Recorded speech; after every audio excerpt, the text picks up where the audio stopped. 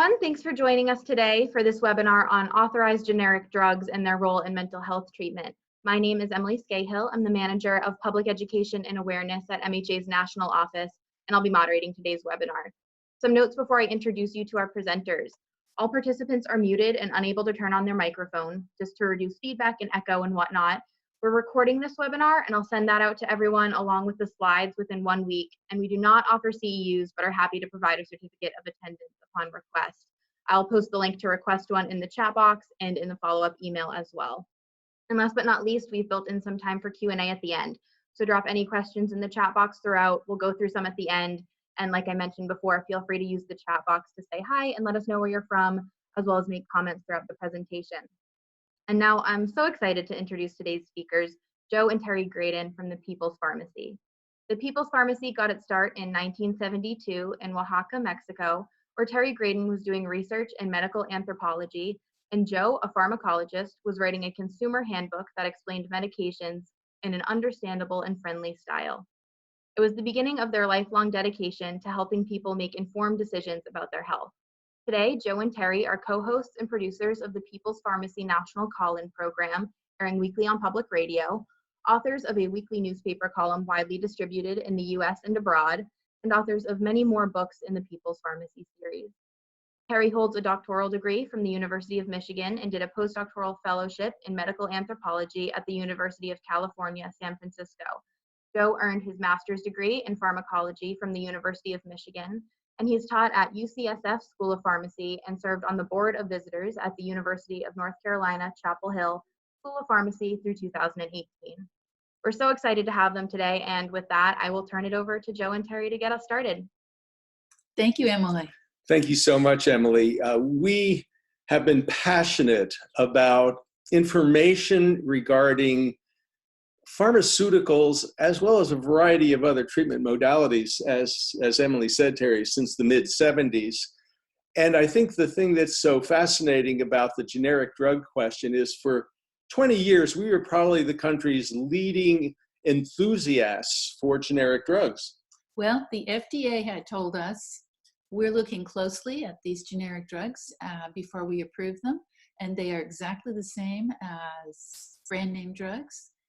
And we believed them until...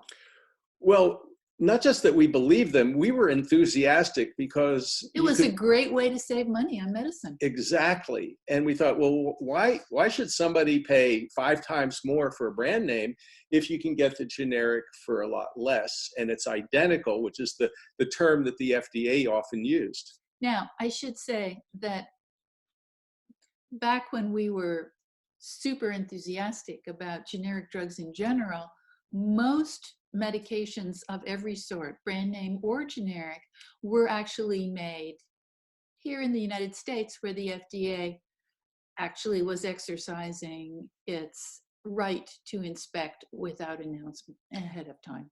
And I think a lot has changed in the last 15 years. A lot of pharmaceutical manufacturing is now abroad. And that doesn't mean it's bad. In fact, in many cases, it's very, very high quality, but there have been a number of problems, and that's what got us interested. We started investigating the FDA and how they approve generic drugs. And so we've kind of, I would say, become a little bit more balanced in the way in which we think about this. And we want people to be informed about how they can save money and still get high quality drugs, which led us to the whole issue of authorized generic drugs. So that's what we're going to be talking about today. I'll let you move this on. Okay. So first of all, what are authorized generic drugs? And we were kind of surprised this week that in JAMA Internal Medicine, January 25th, 2021, there is an article called Authorized Generic Drugs and Their Evolving Role in Prescription Drug Pricing and Access. Terry, the definition of what is an authorized generic? Well, the FDA has defined an authorized generic as an approved brand name drug that is marketed without the brand name on its label. And that definition is good as of, as just a month ago. So we think it's still holding. And basically what they're saying is this drug is actually identical to the brand name, except for not having the marking right on it. Although sometimes you'll even find it with a marking on right. it. So it's an actual generic drug, but the brand name is on it because it was made on the same identical production line in the manufacturing facility as the brand name drug. Now, the next point is that licensed under the original brand name application, that's called an NDA, a new drug application by the brand name drug makers. So when a drug company, Lilly, Pfizer, Merck, submits their data on a brand new drug, maybe a brand new antidepressant, they file it as a NDA, new drug application. And in that NDA is all the information that the FDA needs to approve that medicine for the first time, along with the clinical trial data. Well, I was going to say the most important piece from our perspective is the clinical trial data. Right. But of course, there's also data on dosing and how to store it and lots of other things as well. And how to make it. So let's look at the next slide. So what's the difference between generic drugs and authorized generic drugs? Well, Joe was just talking about an NDA, which is the brand name application that the brand name company submits to the FDA. Generic drug companies submit something called an ANDA. What's that, Joe, and how is it different? Okay, that's an abbreviated new drug application. What you have to understand is that for a big brand name company to get a new drug on the market, it takes hundreds of millions, maybe billions of dollars. And they have to test it in hundreds or even in some cases, thousands of patients, placebo-controlled. And so they're looking at, does the drug work? What are the pros? What are the cons? And in that NDA, in that brand name company application to the FDA is the special sauce, the magic formula, how they put that drug together. And it's so special that it's protected. It's proprietary. So when the drug loses its patent, after oftentimes about 20 years or so, now the generic company can come along, but they have to reverse engineer it because they don't get access to that special sauce. Well, they know what the active ingredient is. So that part's okay. But they don't know how to put the active ingredient into a pill that's going to be absorbed the same way as the brand name pill, or into a cream that will work the same way as a brand name cream. So you can think of it as like a company is trying to make a Rolex watch, but the company Rolex is not going to share with them how they make the Rolex watch. So the company has to kind of reverse engineer it, or think about maybe cola. A cola beverage. Okay. Coca-Cola does not share its proprietary formula. No, in fact, it keeps pretty tight hold on that secret. Right. So again, the generic drug company is reverse engineering, trying to figure it out. And then what they have to do is they have to try and get it through the FDA testing period. So they have to basically do about 40 patients, roughly a couple dozen, get the placebo, get the brand name drug, and then about the same number, maybe 24 patients will get the generic drug, and they see if the levels are about the same. That's called bioequivalence. So what's the difference? What does an authorized generic marketer do? They don't have to do any of that. No, because they're operating under the same NDA as the brand name company. The authorized generic marketer has made an arrangement, a business deal with the brand name company, and the brand name company says, here's how you make it. You don't have to do all that reverse engineering. We will give you the recipe, or better yet even, we'll give you the drugs that are coming right off our same manufacturing line. So identical, not reverse engineered, but identical to the brand. And there are times when that is an advantage. Ooh, that went 2. It should have just gone 1. How's Okay. that? So what does it mean for a generic drug to get approved by the FDA. So that's where we get back to this idea of bioequivalent. It has to get into the bloodstream in a comparable manner to the brand name drug. Now, comparable manner, that leaves you a little wiggle room, doesn't it? It does. There's a little wiggle room there. And I don't think most physicians, pharmacists, or other health professionals actually understand the very intricate process that the FDA goes through to approve a generic drug, but we'll get to that in a minute. Next slide. So let's talk a little bit about the difference in cost between a brand name and a generic drug. So many people, you've probably heard of Xanax XR. The XR stands for long acting. And if you were able to get it from Pfizer, the brand name company that originally developed Xanax XR, the 1 milligram tablets, 30 of them, would cost about $415. So that's quite a monthly drug bill. It is. Now look at the price of the generic. Well, Xanax has a generic name, alprazolam. There are a number of companies that make alprazolam, and you can get it for anywhere between $15 and $30, depending on who the pharmacy is buying from and how much they mark it up. Now you can understand why insurance companies would be much happier to pay for a generic alprazolam than a brand name Xanax. I mean, that is a huge difference. Ditto for Zoloft, also made by Pfizer, an antidepressant, 30 pills, 100 milligrams, cost $450. Generic sertraline, Between $15 and $33. again, a huge difference. Now, we'd like to point out that both alprazolam and sertraline are available from Greenstone As authorized generic drugs.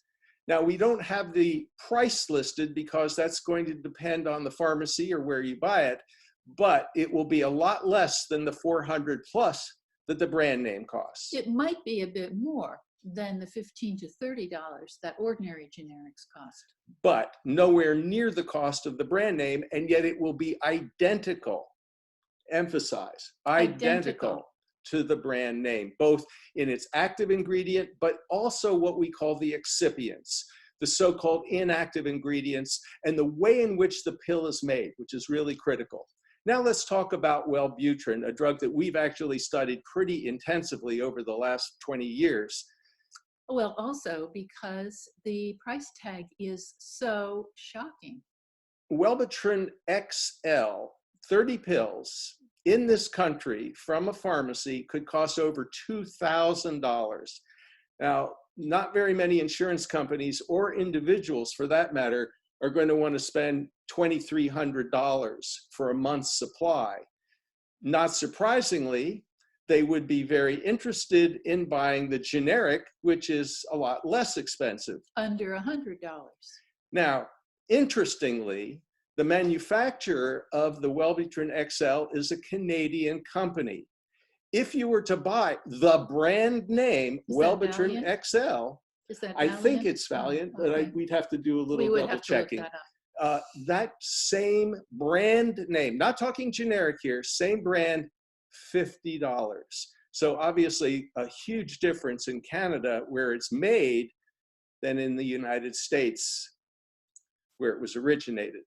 So why do companies offer authorized generic drugs, Terry? Well, usually I believe it's a business decision. Frequently, the company will decide to offer an authorized generic drug when their patent is getting ready to run out. They want to make sure that they retain some market share. There are also companies that do it for reasons of reputation.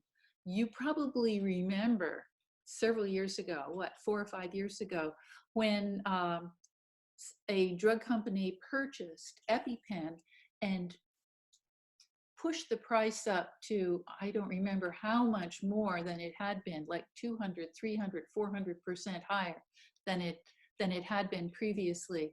And because EpiPen is used for anaphylactic emergencies, people have to have it. It's a life-saving medication. the company came in for a lot of criticism when they pushed the price up like that. So they actually did authorize a generic for EpiPen. Right. Humalog is a form of insulin. Some of the insulin companies also have been criticized for charging way too much. So why would anybody want to go to the extra effort to try and access an authorized generic drug? Remember, there's the brand name. The original company makes the brand name, like Xanax. And then there's a generic, alprazolam, for example.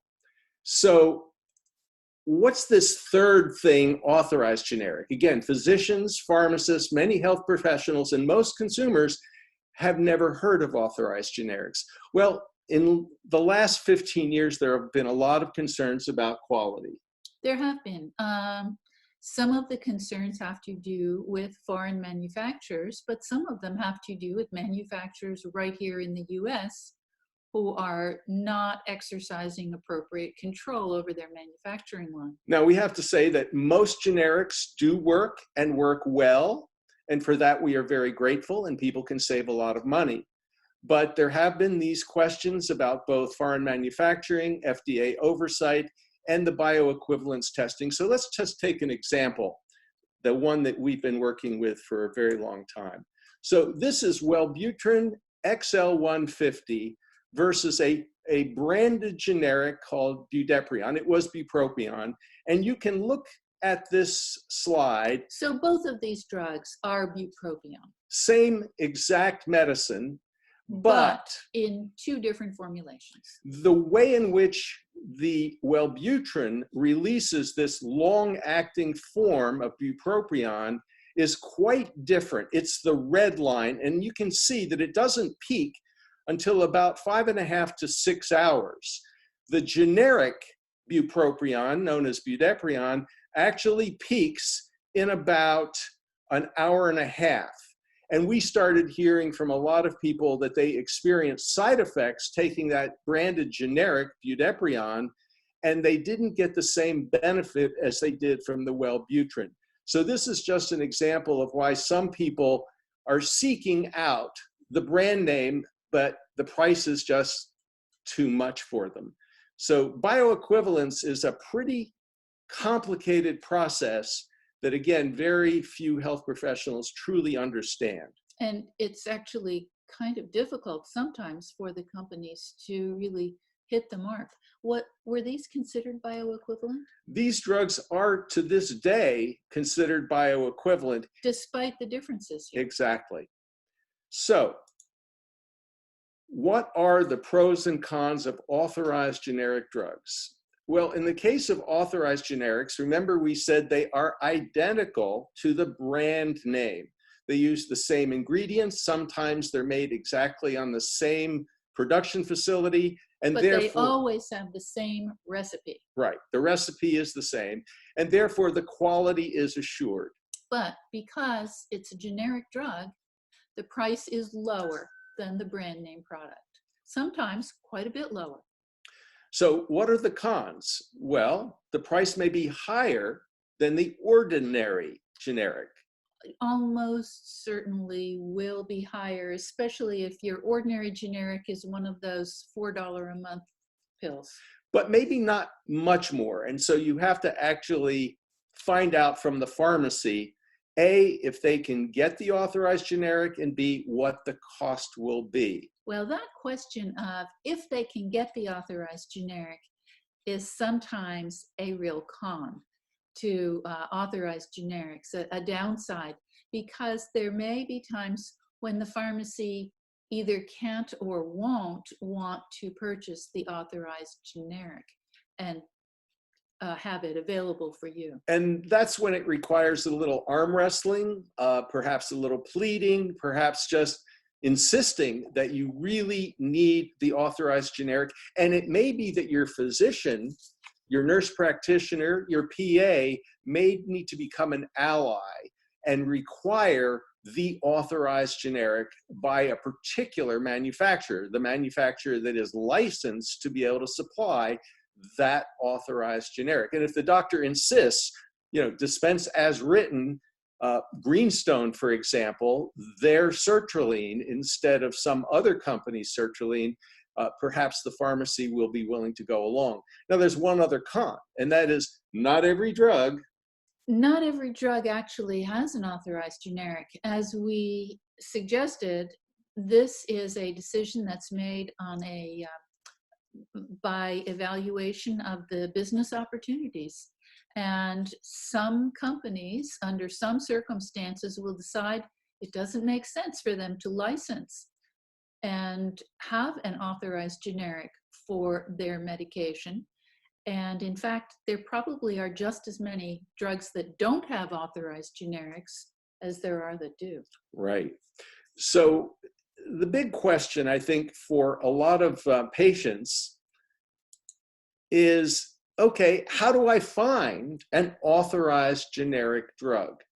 And the answer is, don't go to the FDA's website. There is an FDA authorized generic website. It won't tell you who the manufacturer is, because you need to know who is the manufacturer of the authorized generic, that identical drug to the brand name that I need to take.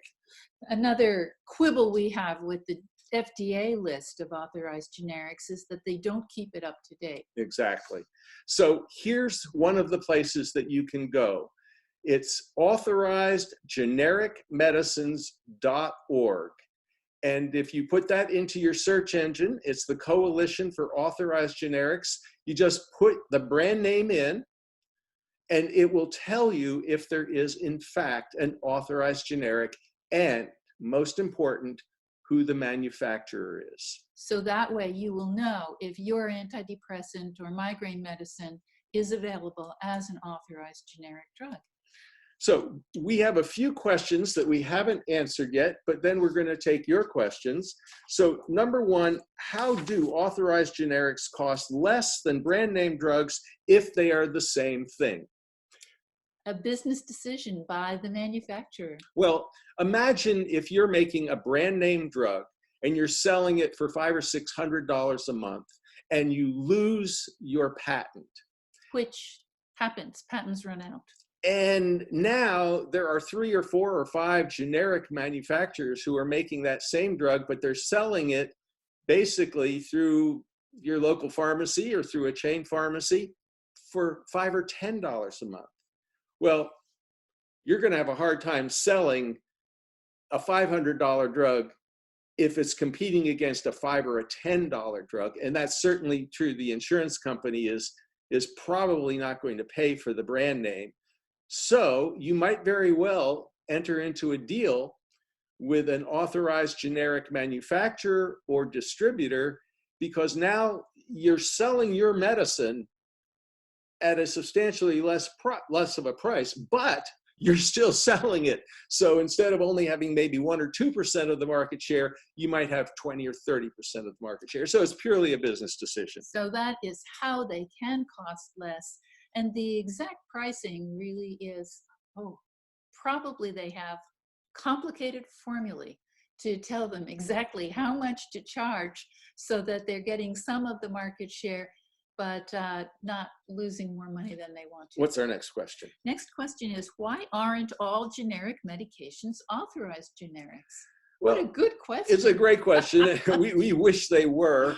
I think the reason is that there are going to be some brand name manufacturers who are just going to say, well, we're only going to have a little bit of the market share, but we're not going to sell our wonderful brand name medicine for less. So actually, the answer to this question is the way that the legislation that governs generic medications in this country is set up. It allows for, once the patent has expired, anyone basically can make a generic drug. As long as they can get it through the FDA's bioequivalence testing. Exactly right. So the next question is really, I think, important. Why are authorized generic drugs important in mental health treatment? And I'd have to say, based on our experience with literally thousands and thousands of visitors to our website, to peoplespharmacy.com, we've received complaints from people who say, in the case of Wellbutrin, the generic didn't work. Not as effective. And it caused side effects. I got a tremor. I got a terrible headache.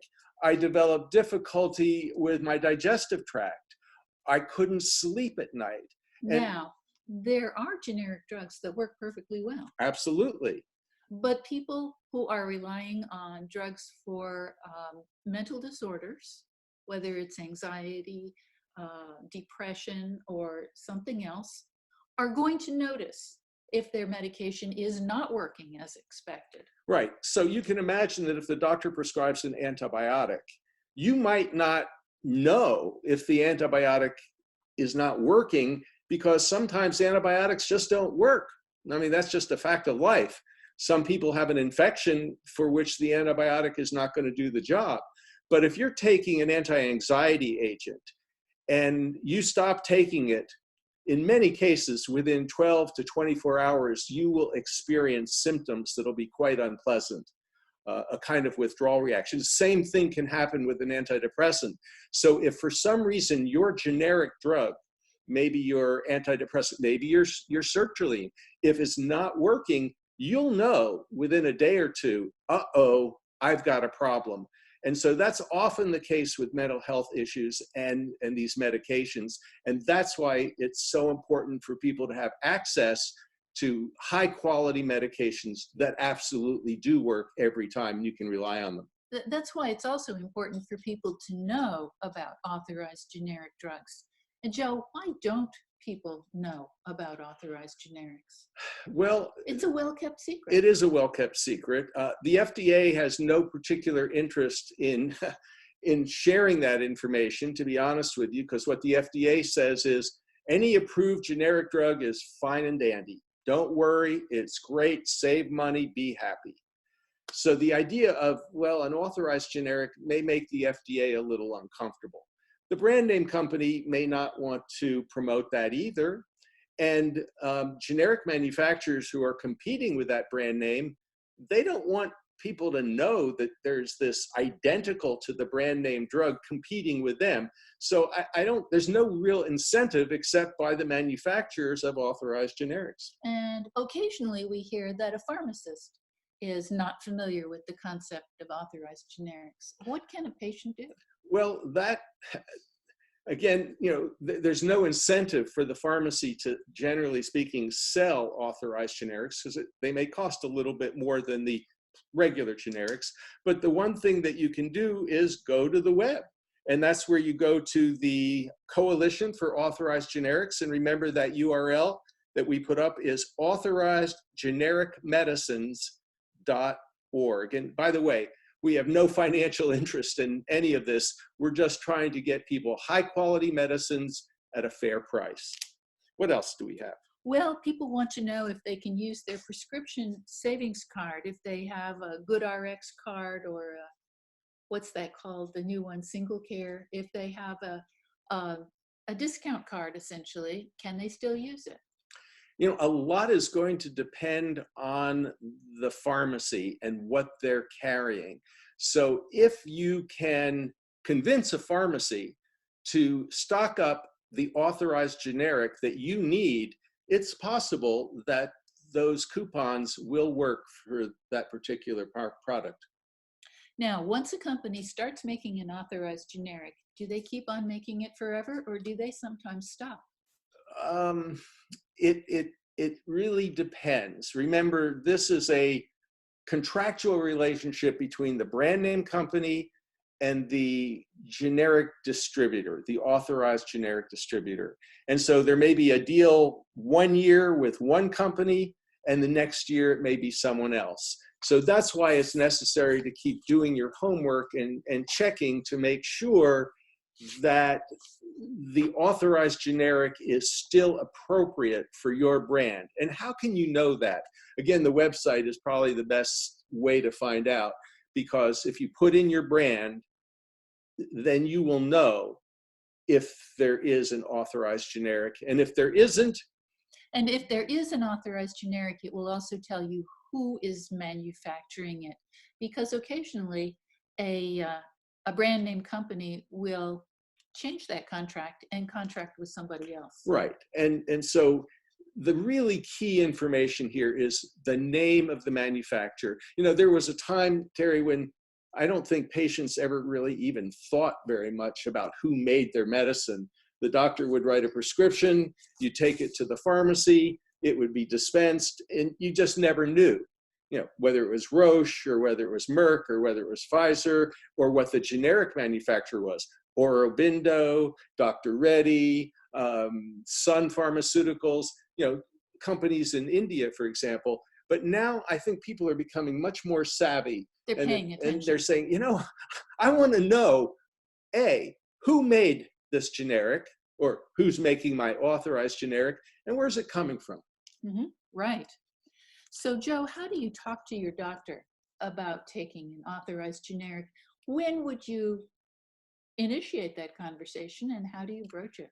Well, if you suspect that your generic medicine isn't working or is causing side effects that you're not familiar with, that you haven't experienced with the brand name or with another generic that was working, then I think it's really important to let your physician know, your pharmacist know, and not the least, the FDA know. So in other words, let the FDA know if there is a generic drug that's not working for you. The FDA does have a form that you can fill out electronically. You can also fill it out. And that is at MedWatch? It's MedWatch. And just all you have to do is go to the FDA website and say, I want to report an adverse reaction or a generic drug that's not working. And as a matter of fact, you can even call it in. You don't have to do it electronically if you don't want to. So let's sum up, Tara. Well, authorized generics, what they are and how they differ from other generic drugs. The authorized generic drug is actually identical to the brand name drug, but it does not have the brand name on it.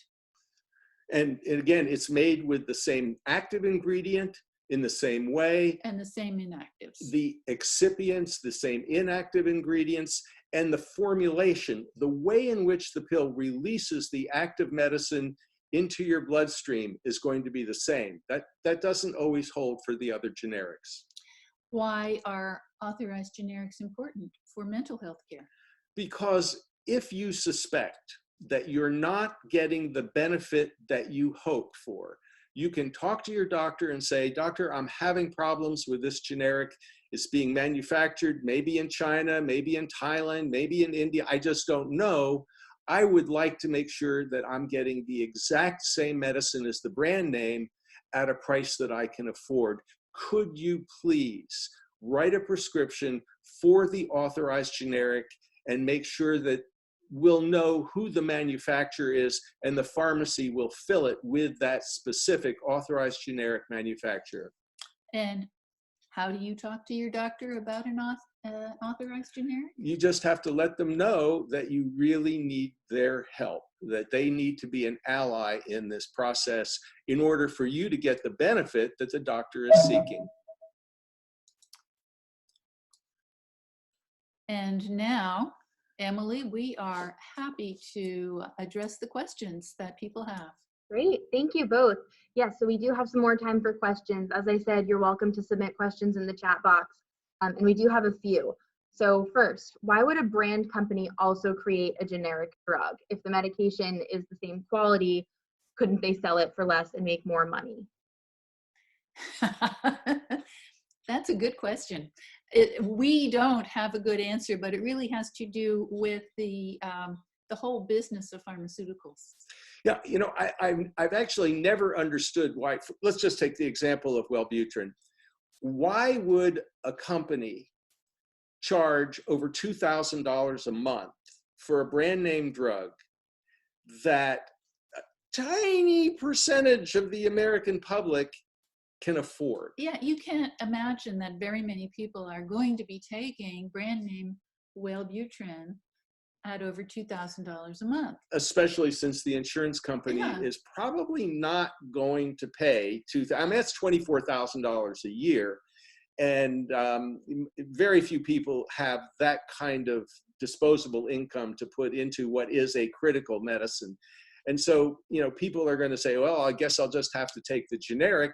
But if it's not working. And in fact, bupropion does not have an authorized generic. No, we looked for it. Right, we couldn't find it. That's why we actually went, literally on the computer to Canada to find, oh, wow, you can buy it in Canada for $50. So, huge difference. And that's the brand name. That's not even an authorized generic. So that's an interesting dichotomy. We don't understand the intricacies of how big brand name drug companies make their decisions about pricing and about competition and about all the rest of it. That information is proprietary. But you would think that it might make sense for a company to decide we're just going to mark our price down and sell a lot more medication, but many of them don't decide that. So they probably have a good reason. We just don't know what it is. Great. And could you talk more about drug patenting? Is the patent for a drug specifically the process by which the drug is created or the actual drug itself? That's a wonderful question, Emily. Thank you for that. So this is something that very few people realize. What they understand is that when a big brand name company loses its patent, let's just say on a antidepressant medication, that means that patent usually runs about 17 years. 20, 21 years. A lot depends on how long it takes them to actually start the clock ticking, but usually about 2 decades. So at the end of that time, the patent on the chemical composition, the drug itself, let's go back to Valium. If it was Valium as the brand name, now companies can make diazepam, the generic, and that's the chemical. But what is not often patented is the process. But sometimes. The formulation, sometimes they do patent that. They do. And that was the case with Wellbutrin. They had a patent on what they called the membrane technology. It released the medicine very gradually over 16, 18, 20 hours. And so when the generic companies tried to duplicate that, they had to come up with a different release system called a matrix system. And that matrix system worked quite differently from the membrane system because the membrane was still under patent. So the actual release, the way the drug gets into the bloodstream may be under patent, even though the chemical entity itself is not. And you saw the difference in those two curves that we put up in that graph. The issues that we had with the FDA, the long conversation that we had, which was over a year, I think, had to do not with that particular graph, but with a graph that was even more extreme for the 300 milligram slow release Wellbutrin and the budeprion generic form. Well, actually, there was no testing. There was no testing. They never tested the 300 milligram that they approved. They based the approval of the 300 milligram on the 150 milligram. Oh. And that was part of the conflict and the controversy surrounding that drug.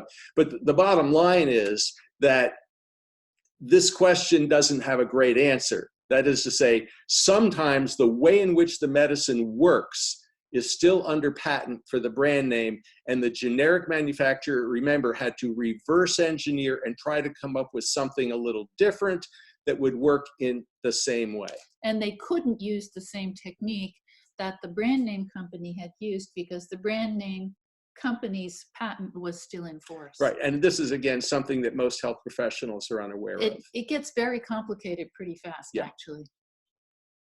What is the position of payers and insurance companies on reimbursing for authorized generics? You know, that's a great question. A lot of payers say, well, we won't pay for the brand name. No way. Too expensive. So they won't pay for the brand name. They will pay for a generic. We don't know how often they make a distinction between an authorized generic and any other kind of generic. Well, what they say is, you know, we will pay for the generic. And so for patients who are, I would say, insistent, who say, yeah, I'm taking the generic, no problem, but it's going to have to be the one that's made by or distributed by Prasco or Greenstone or whoever that authorized generic is, and that's what my doctor wants me to take. That might be an interesting conversation, because I think after a while, the insurance company might give in because they really don't have a leg to stand on. It's a generic. It just happens to be an authorized generic. Great. And logistically, what does a prescription have to say on it? How does a provider specify an authorized generic on a prescription? Well, all that's really necessary is the manufacturer. They do need to write dispense as written, I think. Right, but they then will also have to put in parenthesis who the manufacturer of that particular generic should be. So it's not good enough to just say, okay, sertraline. So it needs to say dispense as written, sertraline, 100 milligrams, Greenstone. And hopefully the pharmacy will comply. Great. And are there certain subcategories of drugs like stimulants or antidepressants that are more likely to not have authorized generics, or does it simply depend on the company's business preference? As far as we know, and we do not know the exact answer to your question, as far as we know, it really depends on the individual company's decision. Right. It is a business decision. And, we've been surprised at some of the drugs that are authorized and some that are not. For example, why isn't there an authorized generic for Wellbutrin? Well, we don't know. We don't have a good answer for that. Great. And final question, unless anyone has others to submit in the last few minutes, how can we encourage the government to promote more of the authorized generic drugs? That's a wonderful question. And, there is now by law on the FDA's website, this authorized generic place that you can go to learn a little bit more about authorized generics. So I think Congress several years ago required the FDA to pay a little more attention, to be a little more supportive of authorized generics. Unfortunately, as we said earlier, the information that they have on their website is not terribly helpful, because it doesn't tell you who the manufacturer is in all cases, or even in many cases. So that's why you have to do a little of your own homework. But I think that if the FDA were to be a little more enthusiastic, a little bit more supportive, their downside is that then people might say, well, we really want more of these authorized generic drugs because we can trust them, because they work, because they're identical to the brand name. And then the FDA has to sort of go, well, why would you want to do that? We're telling you that all of our approved generic drugs are perfect, fine. You don't have to worry about them. So it's like driving with your foot on the gas and the brake at the same time. It's really a question of, do they want to offer a message that would undercut their usual generics are great message? I just want to add one last point. We're all living through a pandemic. It's now a little over a year since the first patient showed up here in the US with COVID-19. Understandably, the Food and Drug Administration stopped doing inspections abroad in most cases because they wanted to protect their employees. And you can hardly blame them. I mean, who wants to travel without vaccination in that time period? Who wants to go someplace where you don't know how well people are behaving? And so as a result, a lot of the FDA inspections have been put on hold. They've been restarted here in the US, but abroad still for the most part not.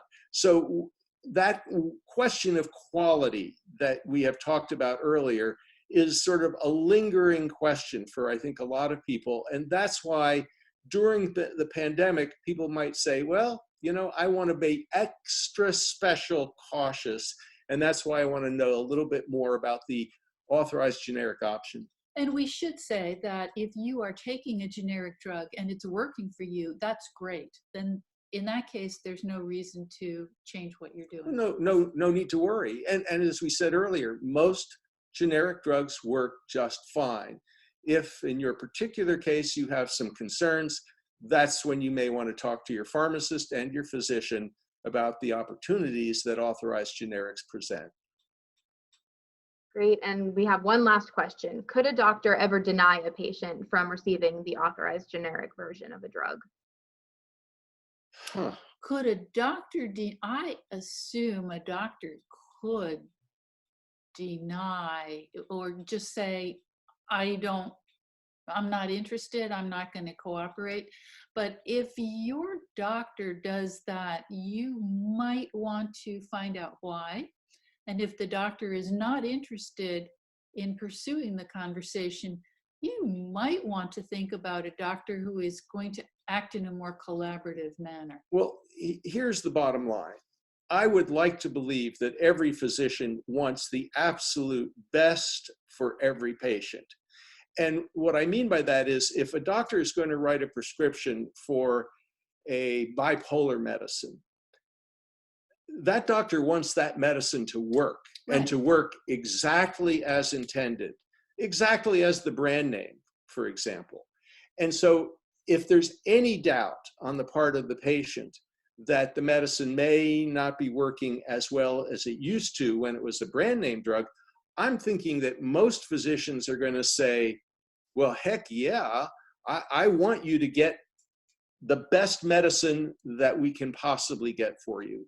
And if that involves an authorized generic, let me be of assistance. So the idea that a doctor would have any doubts about the patient's eagerness or willingness to try and go a little further and find a pharmacy that would dispense such a drug, that would be surprising to me, because really most health professionals want the best for their patients.